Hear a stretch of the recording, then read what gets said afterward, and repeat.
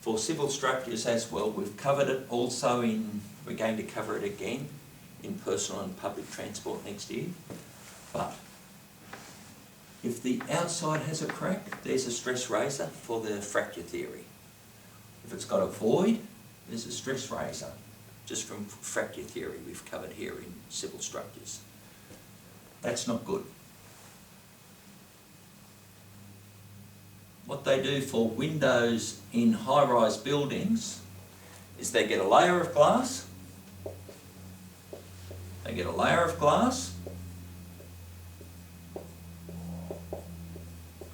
and in the middle they put a layer of polyvinyl butyrate, a clear rubber that just sticks both the sheets of glass together. Then if this one gets hit with an impact, that's a clear rubber.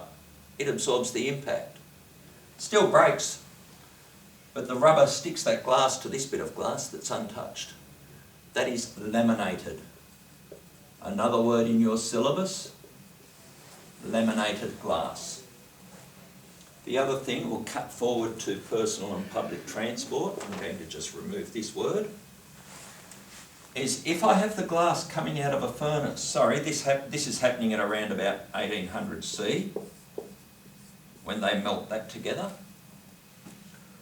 If I have the glass coming out at 500 degrees or 600 degrees, and if I blow air onto both surfaces,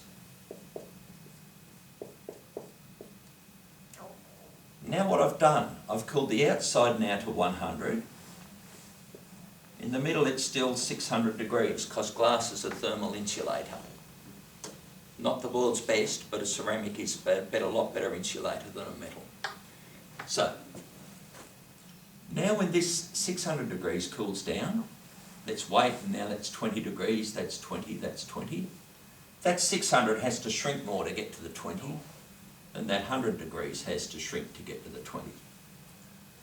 The inside, because it shrinks more, puts it in tension. The outside's in compression.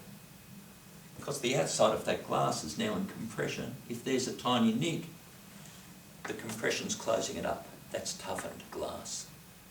That's essentially what you need to cover for glass, both in personal and public and in civil.